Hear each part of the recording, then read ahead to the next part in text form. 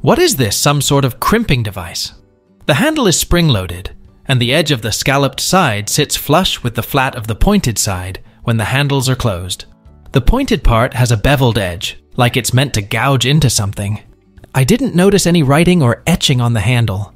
I found it in a box of old cutlery, plus a few garden trowels, in an elderly acquaintance's shed.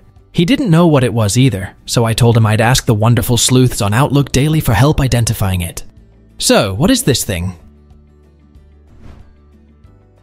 It's an Altman fruit cutter. It was patented on July 13, 1915 by Michael Altman of Chicago, Illinois. It's for creating decorative edges in halves of fruit with thick peels. Oranges and grapefruit were cited in the patent. If I understand it correctly, the sharp plate is used to separate the meat from the edge of the peel, and then the scalloped part is clamped down to create decorative patterns on the peel's edge. This is one of those gadgets with such an odd and questionably useful purpose that it's hard to imagine anyone guessing what it's for. I found this in Knoxville near Neyland Stadium next to the railroad tracks. It weighs about 5 pounds, is solid metal, and is very rusty. I picked it up for my wife. She too has a thing for old things like that. Any idea what this was used for? It's a rail anchor. They are installed on the rail base securely against the side of the tie. Anchors are designed to resist or check the longitudinal movement of the rails under traffic. They also maintain proper expansion and contraction forces that build up in continuous welded rail. Without anchorage, the rail will run irregularly. What is this small antique gravy boat-sized ceramic or porcelain dish from my grandparents? I saw this at my parents' house over the weekend. My mom said it came from my grandma and was possibly handed down to her. There are no identifying markings. It's fairly light and delicate. It's about the size of a gravy boat, but it doesn't seem like it would be good for pouring or spooning from. My aunt took it to an off-brand antiques roadshow type event, and they were of no help. Internet searches for small porcelain vessels were predictably unhelpful. Please help me out. It's an antique relish dish. It's in the style of Tresemmans and Veuve Limoges. Here's another one. They specialized in exports to the US market between 1891 and 1907 per the British Museum, but probably made by someone else since it doesn't have the T&V stamp on the bottom. Here's another one from Royal Bavaria, made in Germany around the 1920s. What's this spinning spiky thing I found in my grandparents' kitchen? I suspect I have the photo of it face down. It looks like you pour something in the top, spin the arm, and it sorts something. Is it a sort of sieve or grinder? Any ideas are appreciated. It's an herb chopper, made in France in the 50s. It's upside down. The funnel goes up. I bet the writing on the handle gives clues too. My mum has one of these. We use it primarily to finely mince parsley and mint. My grandfather was a collector of thousands of little trinkets, and this was one of his favorite pieces. It seems to be a silver ring, maybe white gold. There's a Nazi symbol on the side with a skull and crossbones on the face of the ring. Any idea what this ring is? That's a World War II Nazi SS Death's Head ring. It was an award of Heinrich Himmler's Schutzstaffel. It was not a state decoration, but rather a personal gift bestowed by Himmler. It became a highly sought-after award, one which could not be bought or sold. The SS Honor Sword and SS Honor Dagger were similar awards. Each ring had the recipient's name, the award date, and Himmler's signature engraved on the interior. It was to be worn only on the left hand, on the ring finger. If an SS member was dismissed or retired from the service, his ring had to be returned. In October 1944, Himmler ordered that further manufacture and awards of the ring were to be halted.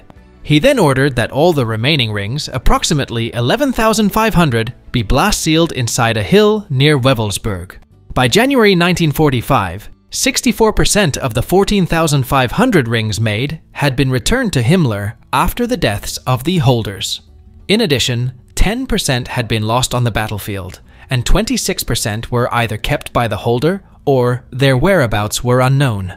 I can't tell you if that's a fake or not though. If it's real, it can be worth a lot of money.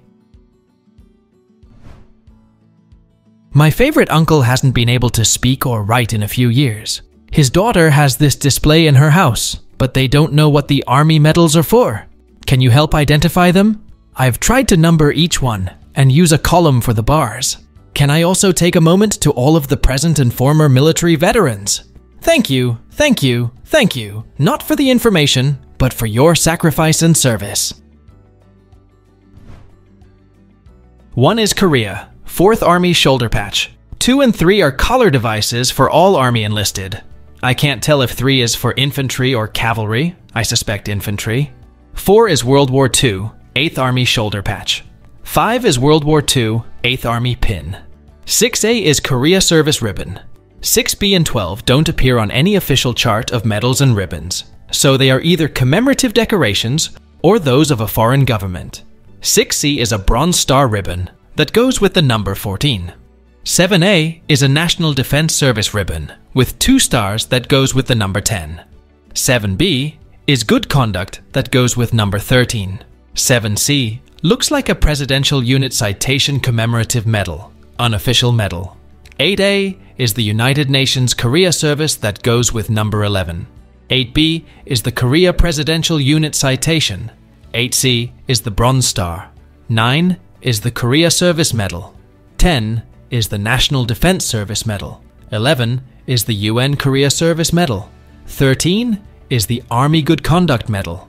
14 is Bronze Star. And 15 is Corporal's Stripes.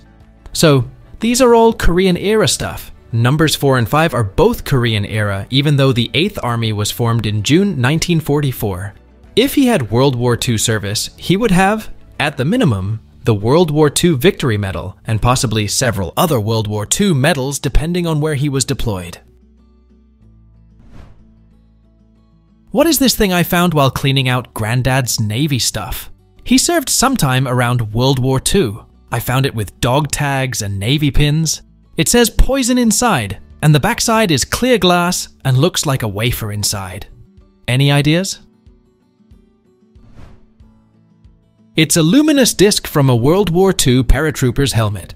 In advance of the Normandy invasion on June 6, 1944, luminous discs were issued to American paratroopers so they could be identified easily by friendly troops, typically fixed to the back of the M1 helmet by fastening to the helmet net, tied onto the webbing, or stitched onto the inside of the M42 jump jacket collar at the back, so the wearer could pull his collar up to reveal the luminous disc. They are designed to be used when moving at night, so the soldier can keep an eye on the man in front. They contain radium. They are no longer photoluminescent, but radium's half-life is 1,640 years, so it is still emitting gamma rays.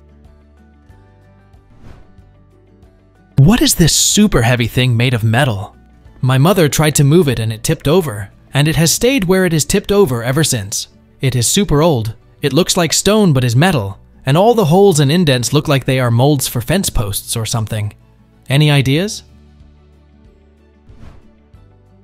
It's a 19th century cast iron swage block. These were used by blacksmiths and metal workers to bend and form steel of varying sizes and shapes, using the various holes and openings in the block, as well as the half-circle forms around the edges of the block. What is this thing? It moves similar to a pair of scissors opening and closing. I found a shoebox full of these in my grandparents' attic, and I don't know why there is a shoebox full, maybe 50 of them in the box. It says December 1863 on the other side. It is spring-loaded to return to this position. And as you can see in the picture, they aren't very big. Maybe it's for crimping noodles or hair. Any ideas? Please let us know down in the comments. Thanks for watching. Let's make life fun.